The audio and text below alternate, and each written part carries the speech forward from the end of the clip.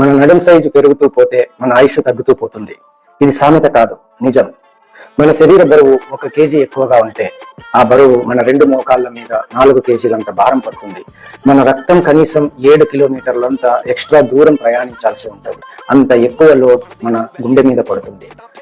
Oxygen demand 250 ml/min ఎక్కువ అవుతుంది. 20% diabetes risk పెరుగుతుంది. Blood pressure, hyper tension risk 1 నుండి 2% ఎక్కువగా ఉంటుంది. మన శరీర వయస్సు 2 నెలలు వేగంగా ఉంటుంది. ఓవర్ వెయిట్ ను తగ్గించడానికి చాలా ముఖ్యమైన విషయం, మనం ఆహారాన్ని తినే పద్ధతిని సరిచేసుకోవాలి. మొదటగా ఆహారాన్ని బాగా నమిలి తినాలి. ఎలా తినాలి అంటే, మనం తినడం లేదు, తాగుతున్నామన్నంతగా ఉండాలి. లోపలికి సులభంగా పోవాలి. ఎప్పుడైతే ఆహారం లాలాజలంతో కలుస్తుందో అది సరిగా జీర్ణమవుతుంది. మెయిన్ కోర్స్ తినడానికి ముందు ఎంత ఫైబర్ కావాలో అంత తినండి. అది జీర్ణక్రియకు సపోర్ట్ చేస్తుంది. ఈ విషయాలు మనసులో పెట్టుకోండి.